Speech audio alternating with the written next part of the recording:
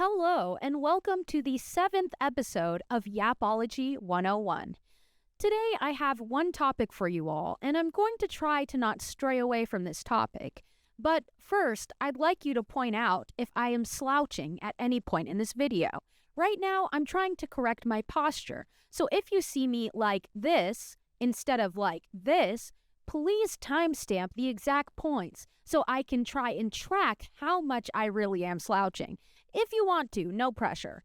But today, I actually am going to be talking about feelings and how to feel them and how to disconnect from the processing of feelings in your mind and start connecting with the processing of feelings in your body. And actually, for this, I would like to bring my journal with me. So let me go and get that real quick. I should have brought that with me when I started filming. Now, I don't want to sit on this microphone because my good friend Drew Madden, who was my first in-person guest, that was episode 6, the last episode, has loaned me this microphone. And this is a very nice, expensive microphone. So, Drew, I'm sorry for sitting on your very nice, expensive microphone. Well, let's get into it. So this is my journal. It's pretty plain, just a black journal, and I have the tendency to over-decorate my journals and books, a bunch of stickers. But what I was finding that my aversion to journaling was the need to always make it perfect. Hold on. Ooh. It's very cold in my room. The need to make my journal perfect was something that I was constantly ruminating over, even when writing in my journal. If my handwriting wasn't absolutely perfect, if it wasn't, just aesthetically laid out and all of that, it prevented me from journaling for a good 22 years of my life. Yes, the whole 22 years. I was very into bullet journaling and all these different types of aesthetic journaling that I completely forgot about the main point of journaling, was to understand my emotions, feel them out, let them out. I use journaling as a way to psychoanalyze myself and keep a record of how I've been feeling over years and years. And I regret that I was so obsessed with the perfection of my journal that I wasn't taking into account the process of my journal. And this is a reason why I actually threw away many journals. I would rip pages out of my journals. And what I didn't realize at the time is that by doing so, I was ripping pages out of my own history. And a lot of that history was history of me being imperfect. What's the point of writing imperfect thoughts, but not giving yourself room for them to appear imperfect aesthetically? You know what I mean? That's what was holding me back. So for this particular journal, and my last few journals have been this regular black notebook, nothing fancy, nothing for me to ruminate over. If I want to aesthetically journal, or rather make books that are aesthetically aligned, then I have specific books for that, like my junk journal. But then again, I try not to be too hard on myself to make it look perfect because it's about my memories, and life is imperfect. And I'm a pretty messy person, so I feel like at the same time, how can I say this? I was punishing myself for who I was. I've never been a perfect straight lines, organizational type of person. So if my journals or my junk journals or anything, my art, seems to be messy, then that is just the nature of who I am. And to fight so heavily against that nature, what is the point? Because it was just making me hate myself. And speaking of hating myself, this was the process of my journal. It almost was making me hate myself because I was writing down all these negative emotions, these fears. I was spewing so much negativity into this journal that I forgot that a main component and a main reason why I had a journal in the first place was to experience some healing, to try and turn the negative into a positive, or at least a neutral that I could accept. And what I realized recently while I was journaling was that my journaling wasn't actually helping me work through my emotions, because I always had to put a word to my emotions for it to feel successful. But although it felt successful from a rational standpoint, from an emotional standpoint, it wasn't successful. I was still holding all these emotions in my body. I was never really working it out. I have this tendency to be very analytical about the way I feel. And I think that tendency has made it so that I believe that my emotions can only be felt, or rather, can only be acknowledged as a real emotion if there's a definition attached to the emotion. If I can describe the emotion with an adjective, if I can put it in a box. And I don't put myself in a box in any other facet of my life except for that emotional facet of my life. And I had to come to the realization as to why that is. Now, for me, I grew up in a house where the standard was always being raised, so much so that I could never actually meet that standard, let alone succeed to exceed that standard. You know, that perfectionism was so ingrained into me. And the idea that I had about perfectionism was, I'm going to strive my best to be perfect, but I know that I'll never reach it. So I'm never going to actually succeed in that pursuit of perfection. So it was a never-ending battle with myself, and especially with my emotions, because, emotions aren't perfect. You can't have the perfect emotion. And sometimes you can't even define the perfect emotion, let alone can you define your emotions. And I was in this almost a purgatory where, because I couldn't define my emotions, I believed that they weren't worth feeling or paying attention to. And this was digging me deeper and deeper into a hole of misery. So over this what day is it? Wednesday? Over the weekend, Monday and Tuesday, I've been working on journaling in a way that honors those emotions that cannot be defined. Those emotions that only lie within your body and not your mind. And I've always found holistic things to be kind of stupid, even though they're not stupid at all. They're not unintelligent at all. But I think a lot of us are taught in this Western viewpoint of what it is to be holistic, of what it is to feel your body before defining how your body feels, is that it is stupid and illogical. Because if you cannot explain it, then it's just not smart. So I was in this, I would call it a battlefield between my mind and my body. And one of my New Year's resolutions was to start doing yoga. One of my friends, who is I don't want to say his name because he doesn't put his name out there, but you know who you are and you're probably watching this. The author of the manga, Dog Ningen. If you know the manga, you know. If you know, you know. He told me about his journey with yoga. And I'd been really interested in yoga since I was a small child, but that interest was beaten out of me because things that are holistic were seen as stupid in my household. But I wanted to find a way where I could bridge the gap between exercising and taking care of my body and mind. Interlinking the body and the mind, not having it be about exercising and moving your body as to be healthy or as to make your body look a certain way, but rather I wanted a way to exercise that also linked to how I was feeling in my mind, linked to my mental health, could make me feel better in all ways, not just the physical sense.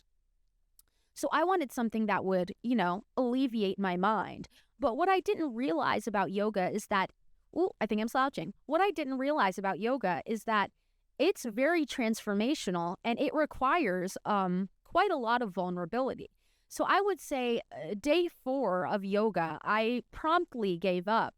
And it was simply because in this particular yoga session, I found myself moved to tears. But the thing that I was bothered by is the emotions that I was feeling, I could not define and I could not understand. And that scared me away and resulted in me going back into my shell because I didn't want to face an emotion that I couldn't define. Seeing and feeling an emotion that I couldn't define in my body put me into a state of panic. I felt chaos all around me.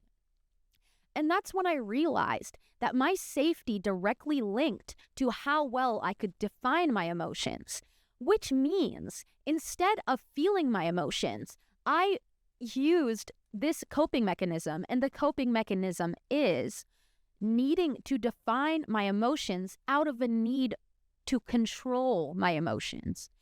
I was trying to find a way to control how I felt instead of actually feeling how I felt, no matter what it meant, no matter what I was feeling, no matter if I couldn't define it. Because it was all about control at the end of the day.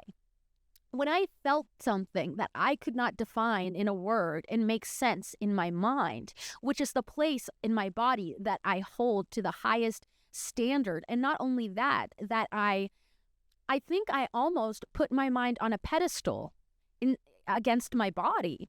It's like my body is down here and my mind is up here.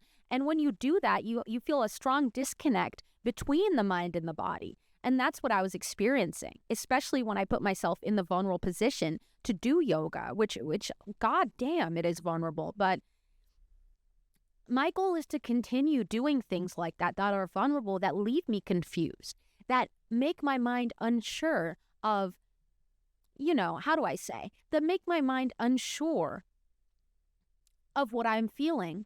And I want to get to a place where I am okay with not knowing what I am feeling, where I am okay just feeling it, feeling the nastiness of the unknown, because goddamn, it can be nasty. So I've been quite a hypocrite about the journal prompts. I've done none of them so far. But this time, I've created a journal prompt that I actually have been practicing and putting into practice every single day. Now, I've been making it a habit to journal every single day, no matter how I feel about it. And what I've noticed is when I don't journal, I feel quite terrible now, which I like. I like the fact that it almost feels like when I'm not journaling, I'm betraying my own trust. And it's kind of conditioning myself to not betray my own trust.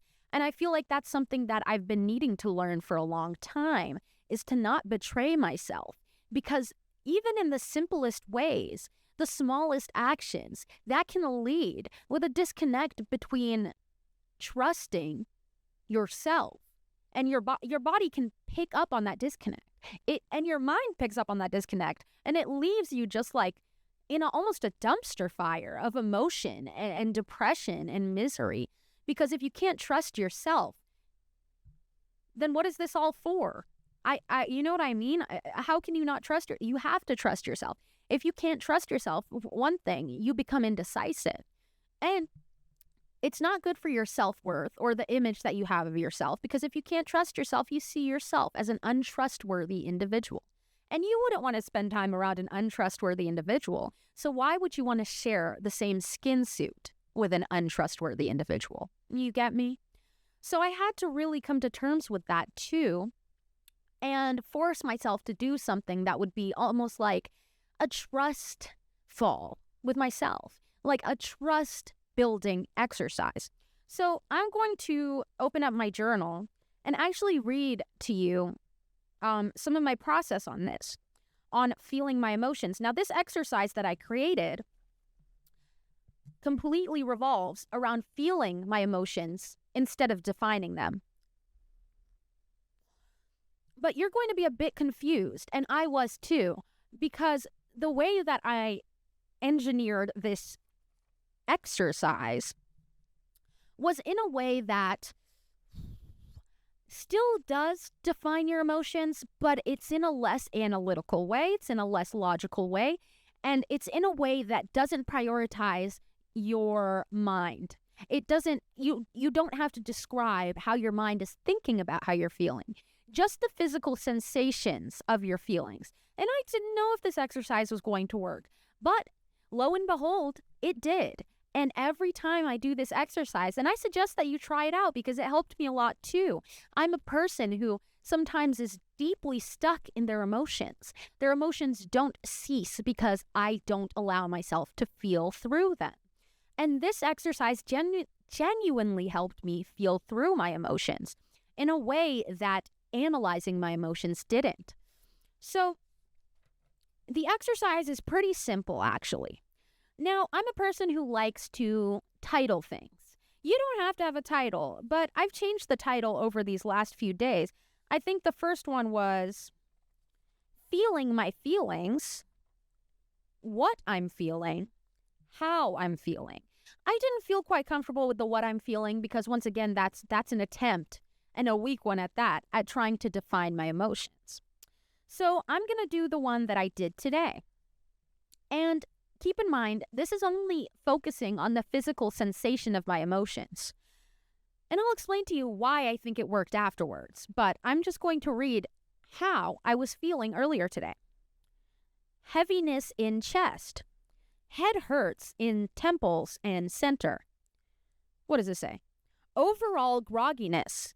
Sense of disorientation. An itch on my chest, persistent. A dull aching in my womb. An irritation in my head, as if there is an impermeable wall being built in the middle of it. And what I gathered after I felt through these emotions and allowed myself to only focus on the physical sensation was I found that I was incredibly overwhelmed. That's what I was feeling, but I didn't know how to put a definition to that word because I had not allowed myself to feel through the emotion. I was feeling very disorganized. I was feeling very overwhelmed and disoriented, as I said in the thing, which was, I was cheating a little bit there by using the word disoriented, but I truly couldn't figure out another way to say it.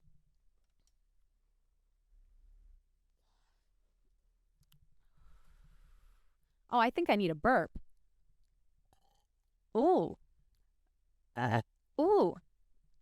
I ate a hamburger today and French fries, a lot of them. And I don't think I ate anything else, a grilled cheese for breakfast. So if that doesn't tell you where my dietary, where my diet's going so far, then I don't know what will. But that's a problem to be dealt with later. At the moment, I'm very much focused on my emotions and how to allow myself to feel them. I actually have a quote for you all. A quote that I hold very dear to my heart, but that I hadn't actually been, I've been a bit of a hypocrite about it. I haven't actually been following this advice, even though that this advice means so much to me and resonated with me so deeply. Let me try and find it. I remember writing it in my journal because I did feel like such a hypocrite, and I wanted to remind myself of this quote. And this is a quote from the very controversial, yet, in my opinion, absolutely beautiful transformational masterpiece that is Call Me By Your Name, directed by Luca Guadagnino, and starring Timothée Chalamet and Armie Hammer, who is a known cannibal, by the way, and the era of the Arm & Hammer franchise / corporation / what would you call it? It's really a big company. But anyways, this quote is found at the end of the movie as, spoiler alert, Elio's dad, Timothy plays Elio, who is the main character. Elio's dad, what was his name? Professor something. He was awesome. He was definitely my favorite character in the entire movie.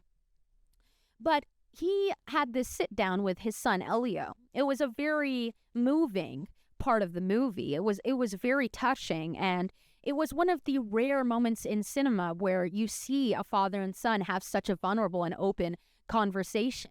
This is one of my favorite monologues of all time, I'm going to be honest with you. And what's interesting is it's also my mother's favorite monologue, although it talks about parental and child relationships that she also is a hypocrite about. So I guess I take some traits from my mother in the hypocritical sense. So this is the quote, and I hope it moves you in the way that it moved me. We rip out so much of ourselves to be cured of things faster that we go bankrupt by the age of 30 and have less and less to offer each time we start with someone new. But to make yourself feel nothing so as to not feel anything, what a waste. Now, ladies and gentlemen, tell me that is not a bar. If you do, I won't believe you, because that quote really did change my life in many ways. But it can't really change your life until you start actually taking it to heart. So I decided to go back to that monologue and truly listen to it and give it the time of day that I might not have been giving it previously. And it made me realize that, yes, I was making myself feel nothing as to not feel anything at all. I was devaluing my feelings in the sense that without a definition or an explanation to my feelings, they weren't worth feeling at all. And what a waste that is. We only get one chance to be alive on this planet, to live our lives. And a big part of living our lives is actually feeling our emotions. And what a joy it is to feel your emotions. It's actually what makes you feel most alive and what makes you feel most human, as we all do that. We all feel emotion, and emotion is so strong. And a YouTuber that I do really like, you may know him. His channel is Nero Knowledge. He says this a lot when he refers to emotion, is that emotion is energy in motion. And I like to think about it like that now, to the point where when I think of the word emotions or I think about my emotions, I just think, oh yes, this is definitely energy in motion. And who am I to halt that energy in its motion? Who am I? A scared person, a person who's terrified to be vulnerable? Does that give me the power to halt energy in motion? Because energy will move no matter how much we don't want it to. It's going to continuously move, and we can't stop that. It's a feeble attempt as a human being to try and halt that emotion that we and so desperately need to feel. When we hold ourselves back from feeling, guess what? You're not feeling it, but you are feeling it. A lot of our misery actually comes from pushing down those emotions and refusing to feel them, because you're going to feel it one way or another. And one way that you feel it is subconsciously. It starts affecting your life in the worst ways. Another way to feel it is to confront it, face on, to not be afraid of vulnerability, to not be so much of a coward that you can't even face your own emotions, let alone anyone else's. And I think for a majority of my life, I was a very non-confrontational person, and I'm still trying my very best to climb out of that non-confrontational hole, because it is a hole. Not being able to confront other people's emotions or even your own, it kind of does make you a coward.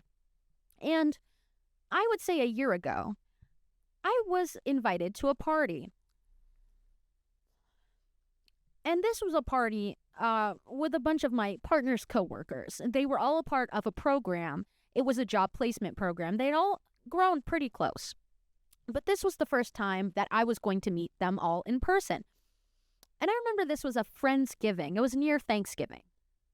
And one of the women in the program had brought her husband along with her. And usually at a party, I'm the type of person who tends to want to be outside, maybe on the balcony or the porch, maybe smoke a cigarette, relax, bask in the moonlight. I'm that type of person, as pretentious as it is. It's one of my favorite parts of being at a party. When I go to parties, that's what I look forward to. It's like, so do you have a balcony, or do you have a porch, or do you have somewhere where I can lounge outside? It's always nice after a few drinks and talking to escape all the social pressures and just be one with the night while you're hearing the chatter inside. It's a beautiful experience. Why not experience all facets of life? And that's one of them. But I remember going outside, and the one person who was outside was the husband of one of these women that was a part of the program. And he was going on, I don't know if it was a drunken rant or a sober rant, but he was going on a tangent of sorts. And I was listening to this rant, and he starts talking about how he hates cowards. And he was very, very passionate about this hatred of cowardly people. And I'm usually a person who does contribute to a conversation, but the visceral reaction that he had, or rather the passion that he had while talking about how he hates cowards, it almost felt like he was stabbing me in the chest with these words. I hate cowards. I hate cowards. Cowardly people make me sick. And this led me to the realization that in not always, but in some ways, I was a coward, especially at that point. I was very much a coward, and I was not proud of my cowardly ways. And this actually brought me to the realization of how I was being a coward in so many ways in my life. And it did set me on the road to letting go of those cowardly tendencies that I had. For instance, not putting myself out there when I knew that it was my destiny to do so. When I knew that this was the only path that would work out for me. Because I didn't care about myself to let go of that fear. And I believe that that was a cowardly action, or rather, a cowardly inaction. As well as my dislike for confrontation. That is something that I do view as cowardly. Not being able to take what you dish out, or rather, not being able to even have a conversation about how you feel with someone, no matter how ugly that conversation might get. And while I acknowledge that I feel like a lot of my fear of confrontation and the disdain I have for dealing with people's negative emotions and my own definitely stems from the fact that I did grow up in abusive situations. If you don't know this, I guess I'll explain it a bit. But I was basically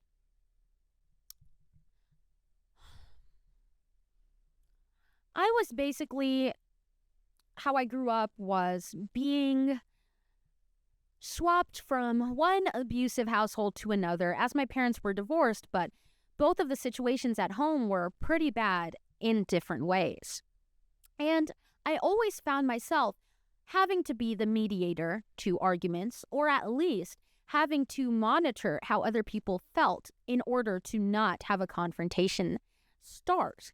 And I think that this carried on into my adult life, even after escaping these abusive situations that had become my life and had become what I was used to.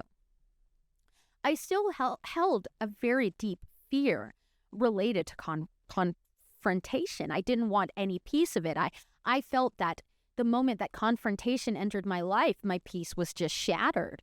But what I didn't realize that I wasn't necessarily keeping my peace, and I was creating more confrontation by avoiding the confrontation. And it's a very complicated process when you've been through some sort of abusive situation. You know, getting comfortable with arguments, because in an abusive situation, arguments can mean the difference between life and death. Oh, the pen? Arguments can genuinely lead to the difference between life and death. So the innate fear, I understand it, and I try my best not to blame myself. But I don't want to get to a point where I'm not blaming myself for the actions that I'm making today to avoid that confrontation. Because then I just become a coward, and that's the one thing that I've never wanted to be. And I think a lot of times abusive situations force people into cowardice, because being bold almost takes you out of comfort and safety. But sometimes we have to realize that the comfort is not always worth it. The comfort doesn't have the reward that risk has.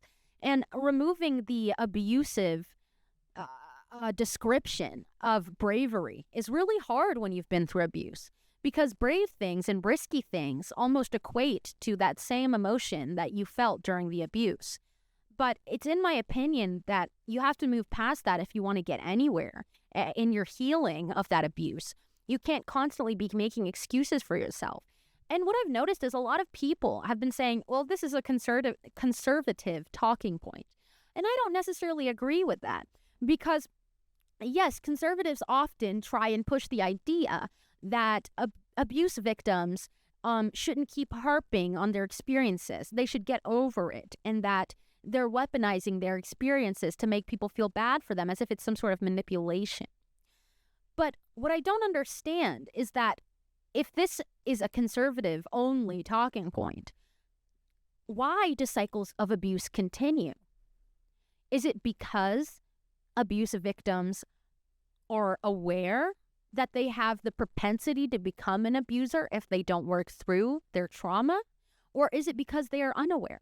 In my opinion, it is because they are unaware, not because they are aware. Because if you are aware, you're able to at least feel guilt for the abuse that you're putting onto others, that you're making others experience due to your unhealed trauma. And I don't think anyone deserves to be the subject of your unresolved trauma. And That's literally how the cycle of abuse continues. Someone is traumatized by another someone who didn't work through what they were traumatized by, and the cycle continues on and on and on. So it's really not fair to frame that victims should escape their victim mentality as a conservative talking point.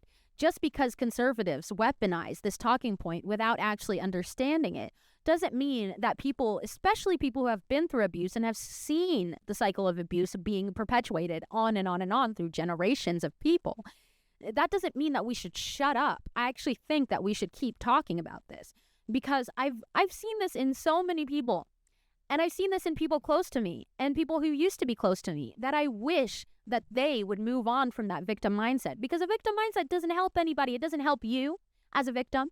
It doesn't help people who may be victimized by you. It doesn't help the people around you, the people you love. It doesn't help anybody.